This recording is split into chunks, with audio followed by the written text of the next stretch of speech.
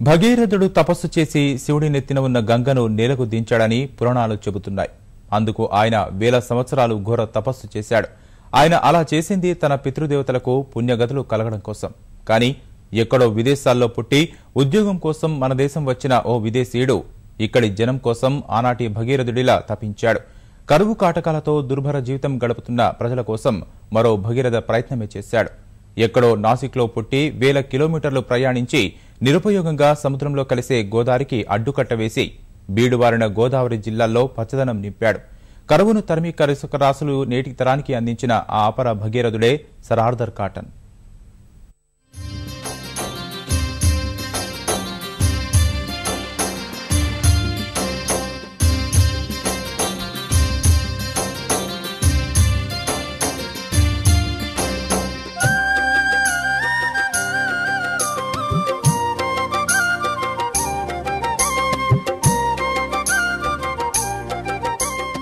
ఉభయ గోదావరి జిల్లాలు Andhradesa ధాన్యాగారాలు.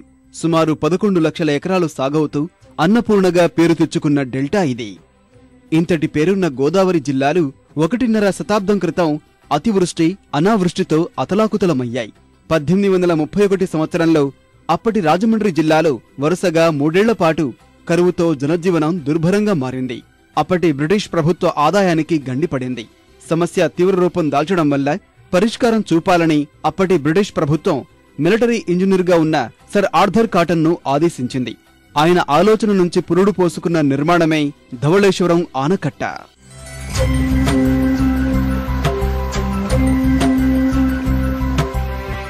Arthur cotton రోజుకు దాదాపు 15 మైళ్ల వరకు గుర్రంపై స్వారీ చేసి సుమారు 20 లక్షల ఎకరాలను సర్వే చేసి గోదావరి లోతు నీటి వేగాన్ని అంచనా వేసి ప్రభుత్వానికి నివేదికలు పంపారు.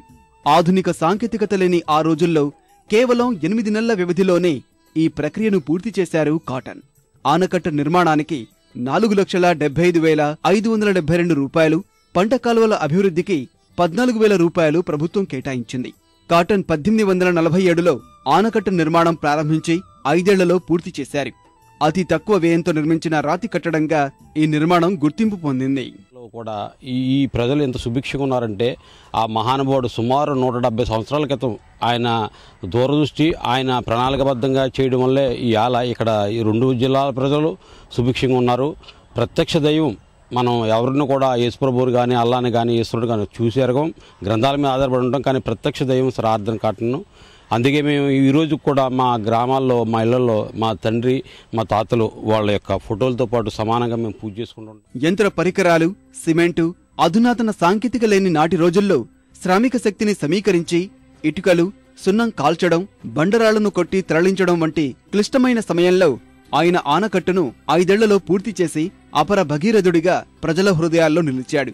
1,75,000 ఎకరాలకు సాగునీరు అందించడమే లక్ష్యంగా రూపొందిన ఈ కట్టడం ఇప్పుడు ఉభయ గోదావరి జిల్లాల్లోని 11 లక్షల ఎకరాలకు సాగునీరు అందిస్తోంది.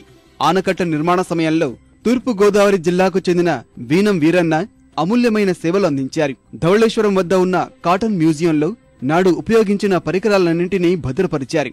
కాటన్ జయంతిని ఈ ఏడాది ప్రభుత్వం అధికారికంగా నిర్వహించింది. అత్యాధునిక పరిజ్ఞానంతో కాటన్ మ్యూజియం ఏర్పాటు చేసేందుకు తొలి విడతగా 10 కోట్లు కేటాయించినట్టు ప్రకటించింది. వీనం వీరన్న వారసునికి ఆర్థిక లబ్ధికి భరోసా ఇచ్చారు. రైతులు మరి అనేక ఇబ్బందులు పెడతా ఉండేవారు. వస్తే వరదలు, లేకపోతే వర్షాభావ పరిస్థితుల వల్ల పంట లేక ఇబ్బందుల పరిస్థితుల్లో మరి సర్ ఆర్థర్ కాటన్ మహాశయుడు కాలువలు వ్యవస్థ, అదేవిధంగా డ్రైనేజీ వ్యవస్థను కూడా ఒక ప్లాన్ ప్రకారంగా చేసి ఉభయ గోదావరి జిల్లాలో సస్యశ్యామలుగా అవడానికి ఎంతో కృషి చేశారు. ఆ మహానుభావుడు పెట్టిన భిక్ష ఇవాళ మన రైతాంగానికి, ప్రజానీకానికి అందరికీ కూడా దుప్తింగా పనిచేస్తుంది. అందుకు ఆ మహానుభావుడిని మనం జనజానాలు కూడా మర్చిపోకుండా తలుచుకుని ఆయన పొడవు మన పెట్టుకుని పూజించినా కూడా మనం రుణం తీర్చుకోలేము సార్. 2 జిల్లాల వాళ్ళం భోజనం చేస్తున్నామంటే ఇవాళ ఆయన్ని తలుచుకోవాలి, పొద్దునే లేచి ఆయన దండం పెట్టుకుని మనం చేయాలి అని మా తాతగారు చెప్పేవారు. ఆ రోజుల్లో ఆయన దగ్గర ఆయన ఇంజనీర్ కింద ఈ ప్రాజెక్టులన్నిటికీ కూడా మా తాతగారు కూడా ఇంజనీర్ కింద చేసేవారు. కాటన్ ధవళేశ్వరం ఆనకట్ట మాత్రమే కాకుండా దక్షిణ ప్రాంత చెరువుల శాఖ సూపరింటెండెంట్గా తమిళనాడుకు ఎనలేని సేవలందించారు.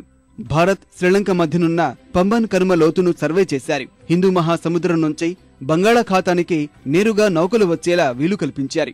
1828లో కావేరీ నీటిపారుదల పథకానికి ప్రత్యేక అధికారిగా నియమితులై కావేరీ గ్రాండ్ ఆనకట్టను పరిశీలించిన అనుభవంతో కాలరూన్ నదిపై 2 ఆనకట్టలు కట్టి తంజావూరును వరదల బారి నుంచి కాపాడారు. కృష్ణానదిపై ఆనకట్టును 3 ఏళ్లలో పి గన్నవరం వద్ద అక్విడేట్ను 8 నెలల్లో పూర్తి చేసి నేటి తరం ఇంజనీర్లకు స్ఫూర్తి ప్రదాతగా నిలిచారు. ఆయన ఫస్ట్ ఒక అసిస్టెంట్ ఇంజనీర్గా మద్రాసు వచ్చి అక్కడ చెరువుల మీద అసిస్టెంట్ ఇంజనీర్గా జాయిన్ అయ్యారైన. తదుపరి అక్కడ పోర్ట్ని రూపకల్పన చేశారు, మద్రాసు పోర్ట్ని. అక్కడ కావేరీ నది అంటే అప్పుడు కంబూరు నది అనేవారు. దానికి ఒక 400 మీటర్లు డైవర్షన్ తీసుకుంటే 6 లక్షలు పండేది 12 లక్షల ఎకరాలు స్థిరీకరణ చేశారు. తర్వాత గోదావరిని 5 లక్షల ఎకరాలు స్థిరీకరణ చేశారు. దీని తర్వాత మహానది మీద కట్టాడు, భాగవతి నది మీద కట్టాడు. అలాగే మన విజయవాడలో ఉన్నటువంటి ప్రకాశం బ్యారేజ్ కూడా ఆయన కట్టిందే.